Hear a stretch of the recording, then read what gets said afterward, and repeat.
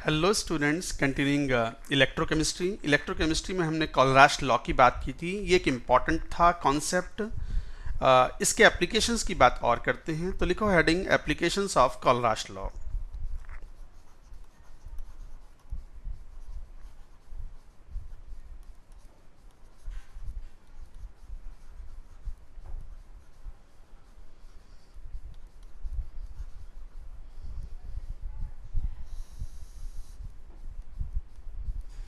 Applications of Kohlrausch law में पहला application तो वही है जिसकी वजह से हमने कहा था कि भाई कोलराश लॉ बहुत यूज़फुल है। वीक इलेक्ट्रोलाइट के लिए हम experimentally limiting molar conductivity find out नहीं कर पाते, क्योंकि ग्राफ लीनियर नहीं होता तो उसे हम एक्स्ट्रापोलेट नहीं कर सकते। So that we can do with the help of Kohlrausch law to determine. तो लिखो टू डिटरमिन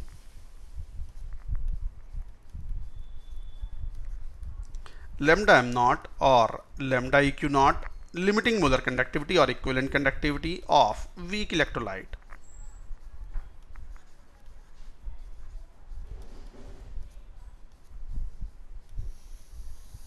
तो किसी वीक इलेक्ट्रोलाइट के लिए लैम्डा एम नॉट और लैम्डा इक्यू नॉट हम फाइंड आउट कर सकते हैं यूजिंग द कोलराश लॉ। जैसे एग्जांपल लेके बात करें, टू डिटरमिन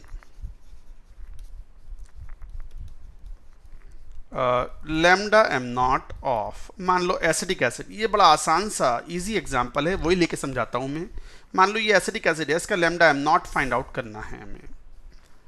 तो मान लो गिवन अगर ऐसा है, ये हम एक्सपेरिमेंटली फाइंड आउट कर सकते हैं। लैम्डा एम नॉट ऑफ, मान लो HCl ले लिया, लैम्डा एम नॉट ऑफ मान लो NaCl, and lambda M naught of मान लो CH3COONA। ये HCl भी स्ट्रॉन्ग इलेक्ट्रोलाइट, NaCl भी स्ट्रॉन्ग इलेक्ट्रोलाइट, एसिटिक एसिड भी, सोडियम एसिटेट भी स्ट्रॉन्ग इलेक्ट्रोलाइट, तो ऑल स्ट्रॉन्ग इलेक्ट्रोलाइट्स ही है। और स्ट्रॉन्ग इलेक्ट्रोलाइट्स के लिए experimentally we can find out the value of lambda M naught by extrapolation. ये पढ़ चुके हैं हम लास्ट वीडियो लेक्चर में, प्रीवियस वीडियो लेक्चर में, या last to last video lecture में। तो इनकी मदद से हम कैसे फाइंड आउट करें। अब एक बात तो पता है आपको कि lambda am not infinite dilution पर कोलराश लॉ क्या बोलता है कि एसिटिक एसिड की जो मोलर कंडक्टिविटी होगी that would be equal to contribution by acetate ion which is a definite contribution and contribution by H plus। Similarly, अब जैसे HCl है तो HCl के लिए भी ये बात लिख सकते हो आप। HCl it is lambda m naught of H plus plus lambda m naught of Cl minus। Similarly, you can write for Cl minus N sodium chloride, lambda m naught of Na plus plus lambda m naught of Cl minus। Similarly, you can write the same thing for sodium acetate. You get lambda m naught of CH3CO minus plus lambda m naught of Na plus। मान लो इसे equation number 1 बोल दिया, 2 बोल दिया, 3 बोल दिया। हम चाह रहे हैं ये एसिटिक एसिड के लिए lambda am not find out करना, और ये तीनों डेटा हमें दिए हुए हैं, ये गिवन है क्वेश्चन में। तो फिर क्या करें, आप ही बताओ क्या करें। एसिटेट आयन चाहिए और H प्लस चाहिए, तो एक काम करो, इक्वेशन 1 को और 3 को जोड़ लो और उसमें से 2 को घटा दो। देखो मिल गया।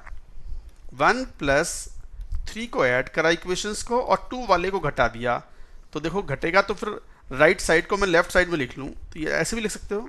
चलो ऐसे लिख लो, HCl plus lambda m naught of CH3CONE minus lambda m naught of NaCl। आ गई ये वैल्यू, और सब क्लोराइड आयन और सोडियम आयन का इफेक्ट कैंसिल आउट हो जाएंगे जब ये ऐड करोगे और घटाओगे तो। और ये भी कितना आ गया, lambda m naught of H plus plus lambda m naught of CH3CO minus. हो गया। देखो ये क्या है, यही तो है lambda m naught of acetic acid। आ गई value. So this is equal to what, lambda m naught of HCl plus lambda m naught of CH3COONA minus lambda m naught of NaCl। ये क्वेश्चन में data दिए हुए होंगे, accordingly you can find out. So this is how we can find out the limiting और equivalent molar conductivity at infinite dilution for weak electrolyte, जो कि हम experimentally find out नहीं कर पाते। चलो आपसे एक सवाल पूछते हैं। मान लो ऐसे दिया हुआ हो, lambda M naught of barium chloride मान लो x, lambda M naught of मान लो बेरियम हाइड्रोक्साइड की वैल्यू दी हुई है y, and lambda M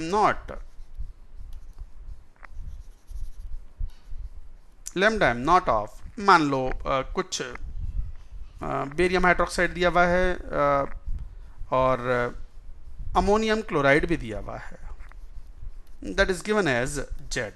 find lambda M naught of NH4OH। मान लो ये क्वेश्चन हो, जरा देखो इस क्वेश्चन को। देखो क्या पूछ रहे हैं, ये वीक इलेक्ट्रोलाइट है, ammonium hydroxide is a weak electrolyte. इसके लिए lambda am not find out कर रहे हैं, तो हमें अमोनियम आयन चाहिए और कौन चाहिए, OH माइनस।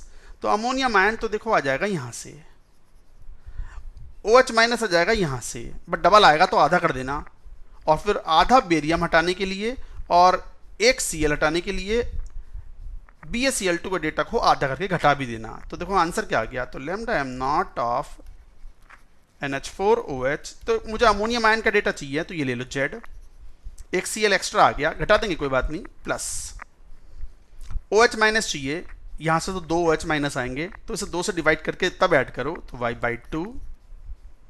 अब उसमें से BaCl2 का डेटा जो x है उसे आधा करके घटा दो, बस यही आंसर है, दैट्स इट। तो यही वैल्यू हो गई। तो ये क्वेश्चन में दिए हुए हो, तो अकॉर्डिंगली यू कैन सॉल्व। तो this is one application of Kohlrausch law. Second application, to determine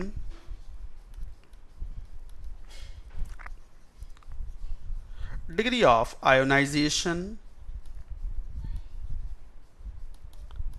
alpha and K dissociation of a weak electrolyte।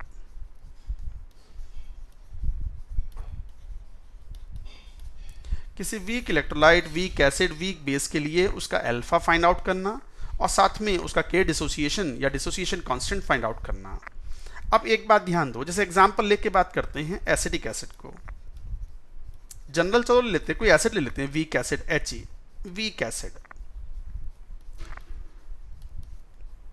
आप जानते हो वीक एसिड डिसोशिएट होगा तो it will give H plus and A minus.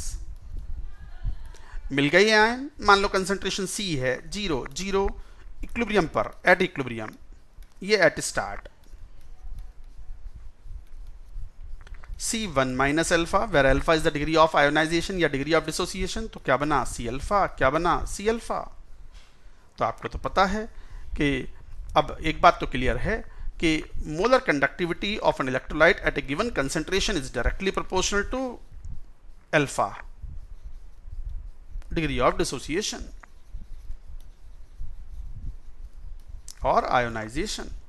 Ionisation जितना ज्यादा होगा lambda M उतना ही ज्यादा होगा।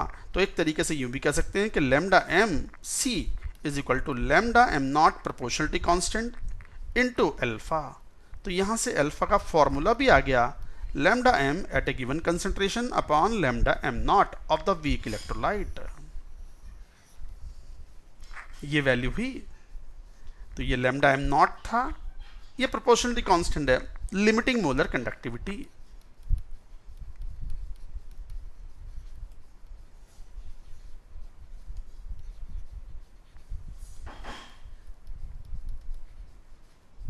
So this is limiting molar conductivity। तो अगर लिमिटिंग मोलर कंडक्टिविटी दी हुई हो, molar conductivity of that weak electrolyte at a given concentration दी हुई हो, तो अल्फा की वैल्यू उस मोमेंट उस कंसंट्रेशन पे फाइंड आउट कर सकते हैं। एक बार अल्फा आ गया तो फिर क्या, फिर तो हमें मान लो वीक एसिड है तो के फाइंड आउट कर सकते हैं HA का, कितना वो C alpha square upon 1 minus alpha. तो वैल्यू रख लो C इंटू लैम्डा एम का square upon lambda M naught का square upon 1 minus lambda m upon lambda m naught. So like that you can find out. अगर ये questions दिए हुए हों इस तरह की वैल्यूज, मान लो एक क्वेश्चन में बता देता हूं आपको, find Kb of ammonium hydroxide if 0.1 m ammonium hydroxide if lambda m at 0.1 m NH4OH. This is given as 5 Siemens centimeter square mole minus 1, and lambda m naught limiting molar conductivity of NH4OH, that is given as मान लो 500 Siemens centimeter square mole minus 1. जरा solve तो करो question को. Kb find out करना है. Ammonium hydroxide का dissociation एक बार लिखो तो this will give you what, NH4 plus and OH minus aqueous. C1 minus alpha, C alpha, वही C अल्फा, और अल्फा की वैल्यू पता है lambda m upon lambda m not for ammonium hydroxide, and the value is 5 upon 500 10 to the power minus 2, जो कि much less than 0.1 है. तो K is equal to C alpha square upon 1 minus alpha. Alpha को ignore कर दो, चलेगा, ये आप सीख चुके हो आयनिक इक्विलिब्रियम में. तो इफेक्टिवली C अल्फा स्क्वायर के बराबर ही है. C मतलब 0.1 into 10 to the power minus 4, तो आ गई वैल्यू 10 की पावर माइनस 5. भाई यही आंसर है approximately. So like that you can find out. तो ये था एप्लीकेशंस ऑफ कोलराश लॉ. एक और इंपॉर्टेंट एप्लीकेशन है third, to determine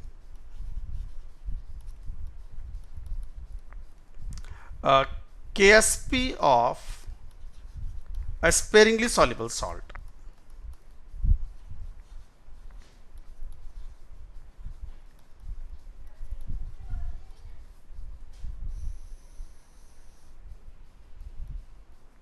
To determine the KSP of the sparingly soluble salt. अच्छा, इसके लिए कोई एडिशनल थ्योरी की जरूरत नहीं है, सीधे क्वेश्चन से बात करेंगे. क्वेश्चन से पूरी बात इलस्ट्रेट हो जाएगी. मैं चलो क्वेश्चन का एक डेटा ले लेता हूं. ये मेरे पास एक क्वेश्चन है और ये एक इंपॉर्टेंट क्वेश्चन भी है. इस तरह क्वेश्चन IIT में आ चुके हैं पहले. क्वेश्चन ने दिया है the conductivity of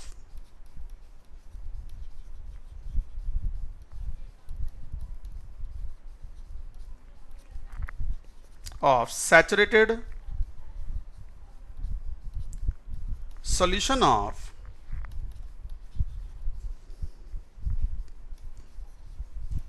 barium sulfate is 3.06 into 10 to the power minus 6 Siemens centimeter minus 1. Find KSP of barium sulfate if क्या दिया हुआ है data, lambda EQ not of barium sulphate equivalent molar conductivity, equivalent conductivity at infinite dilution of barium sulfate, it is given as 150 Siemens centimeter square equivalent minus 1, and conductivity of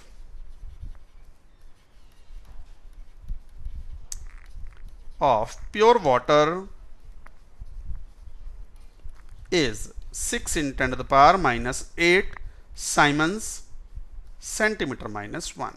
मान लो ये question है, इतना data दिया हुआ है, solve करो. चलो देखो इधर, conductivity of the saturated solution of barium sulphate is this much. Find KSP of barium sulphate अगर लैम्डा m EQ नॉट का डेटा दिया हुआ है. पहले तो देखो प्योर वाटर की कंडक्टिविटी दी हुई है, तो फिर बेरियम सल्फेट का सैचुरेटेड सॉल्यूशन की कंडक्टिविटी पता है, वाटर की पता है, तो we can find out the contribution of barium sulphate. तो K ऑफ बेरियम सल्फेट का कंट्रीब्यूशन कितना है, that we can find out K total minus K water.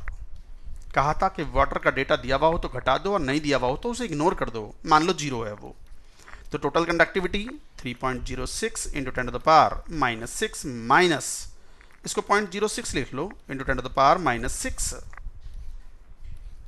Symonds centimetre -1, so the value comes out to be, घट गया तो 3 into 10 to the power -6 siemens centimetre -1। अब ध्यान दो, अब एक बात तो क्लियर है, सैचुरेटेड सॉल्यूशन में मान लो सॉल्युबिलिटी S है उसकी, तो कंसंट्रेशन फिर ऐसी हो गई उसकी। तो एक तरीके से ये lambda M naught barium sulphate का दिया हुआ है, इसको हम लैम्डा एम ऑफ, या लैम्डा EQ ले लो, lambda EQ naught, lambda EQ मान सकते हो इसको, ऑफ बेरियम सल्फेट। मैंने कहा भी था बेरियम सल्फेट एक स्ट्रॉन्ग इलेक्ट्रोलाइट है, is a strong electrolyte.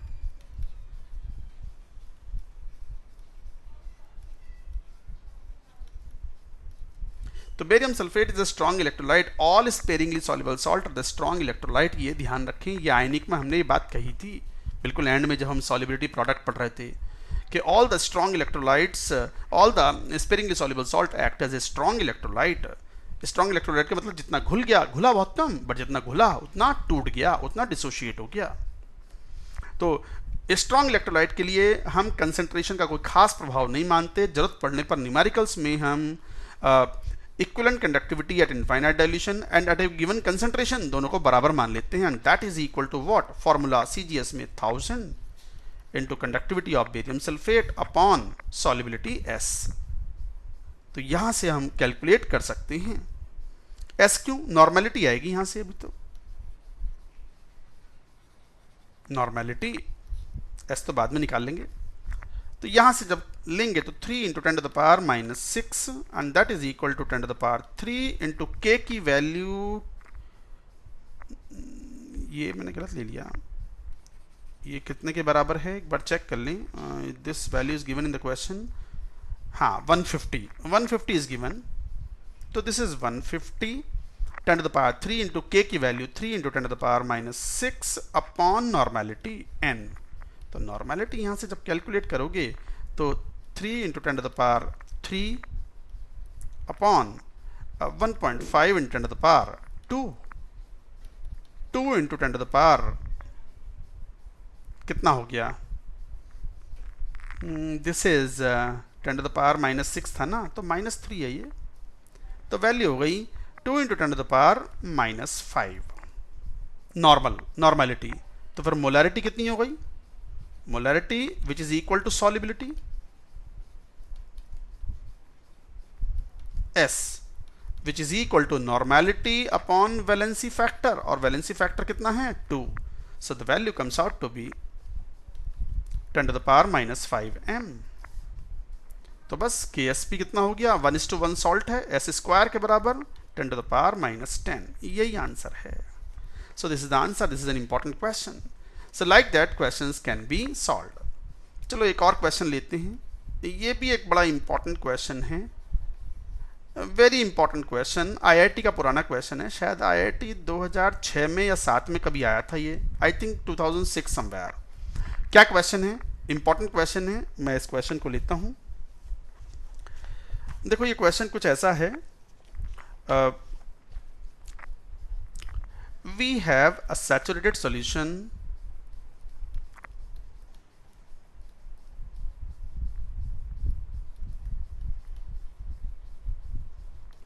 saturated solution of AgBr। Question में दिया हुआ है KSP of AgBr is 12 into 10 to the power -14। ठीक है, if 10 to the power -7 mole of AgNO3 are added to 1 liter of this solution, find conductivity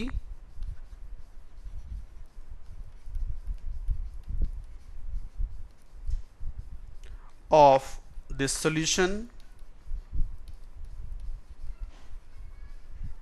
find conductivity of the solution in siemens metre minus 1। अच्छा, क्या दिया हुआ है? Given क्या data?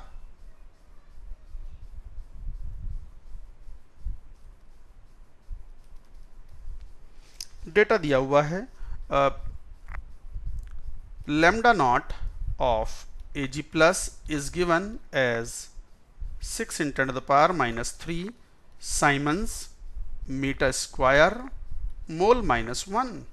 Similarly, bromide ion का data दिया हुआ है, that is given as 8 × 10⁻³ and nitrate ion भी दिया हुआ है NO3 minus and the data is given as 7 × 10⁻³ बाकी यूनिट सेम है, वही siemens metre square mole minus 1। करो सॉल्व क्वेश्चन को। IIT का क्वेश्चन है, एडवांस्ड क्वेश्चन है ये। We have a saturated solution of AgBr, उसमें AgNO3 मिलाया है, तो सैचुरेटेड सॉल्यूशन है तो उसका इक्विलिब्रियम स्टैब्लिश्ड हुआ AgBr का सॉलिड। ये सैचुरेट होगा तो सैचुरेटेड सॉल्यूशन में Ag plus and bromide ion, मान लो इसकी AgNO3 मिलाया तो कॉमन आयन इफेक्ट लगेगा। सॉल्युबिलिटी अब मान लो S है तो ये S बना बट AgNO3 से कॉमन आयन 10⁻⁷ m और ऐड हो गया। कहाँ से? AgNO3 से। तो नाइट्रेट आयन भूलना मत, वो भी पड़ा हुआ है सॉल्यूशन में, कितना? 10⁻⁷ m। m क्यों? मोलरिटी क्यों? 1 लीटर सॉल्यूशन है ना, इसलिए। तो KSP दिया हुआ है 12 × 10⁻⁴ should be equal to concentration of Ag plus and bromide ion, तो S प्लस 10⁻⁷ इंटू S। जरा सॉल्व करोगे तो S square plus 10⁻⁷ S minus 12 × 10⁻⁴ is equal to 0। इसको जब सॉल्व करोगे तो I think value will come out to be 10⁻⁻7 plus root of 10⁻⁴ plus 48 into 10⁻⁴ upon 2। 48 plus 1 49, 7 में से एक गया 6, 3 × 10⁻⁷ m आ गया ये। अब देख लो concentration, what is the concentration of Ag plus in the solution now? S plus 10⁻⁷ तो 4 × 10⁻⁷ m। What is the concentration of bromide ion the solution now? 3 × 10⁻⁷ m। And what is the concentration of the nitrate ion? Already present है क्योंकि silver nitrate घोला था आपने solution में। What is it now? आ गई concentration सबकी, और लैम्डा की वैल्यूज दी हुई हैं, जरा देख लो। आयनिक कंडक्टिविटीज दी हुई हैं of Ag plus bromide ion and nitrate ion. Formula apply कर लो। तो जैसे Ag प्लस के लिए आप कैसे अप्लाई करते हो? तो lambda of Ag plus is equal to, क्या फॉर्मूला SI में है तो K की value K of Ag plus upon 1000 का factor into concentration of Ag plus which is equal to 4 × 10⁻⁷। और ये Ag प्लस कितना दिया हुआ था क्वेश्चन में, जरा देखना, 6 × 10⁻⁻3। जरा सॉल्व करो तो conductivity contribution by Ag plus in the final solution is what? तो 6 चौक 24 इंटू 10⁻, ये 3 - 4 और 3 7, 10⁻⁷ siemens metre minus 1। Similarly we can find out, जरा कैलकुलेट करो Ag प्लस के बाद कौन से आयन? मान लो ब्रोमाइड आयन का डेटा दिया हुआ है 8 × 10⁻⁷। तो सिमिलरली जब कैलकुलेट करोगे ब्रोमाइड आयन का तो 8 है और 8 और कंसंट्रेशन 3 है तो 8 × 24, ये भी 24 ही आ गया into 10⁻⁷ siemens metre minus 1। Similarly जब कैलकुलेट करोगे आप नाइट्रेट आयन का कंट्रीब्यूशन, तो नाइट्रेट आयन कितना है? जरा डेटा देख लो, 7 × 10⁻⁻3, तो 7 ही आ जाएगा बस, 7 × 10⁻⁷ साइमंस मीटर माइनस 1। और आपको तो पता है ये बात कि total conductivity is the additive property, तो K of Ag plus K of bromide ion plus K of nitrate ion जब इनको ऐड करोगे तो 24 24 48, 48 और 7 55, हाँ, into 10⁻⁻7 siemens metre -1, that is it, यही आपका आंसर है। तो ये थे applications of Kohlrausch law, very very important, extremely important, questions भी इंपॉर्टेंट, केयरफुली पढ़ें, नोट्स बनाएं, एक बार की जगह दोबारा पढ़ें अगर जरूरत पड़ती है तो, और अच्छे से समझें। That's it for now.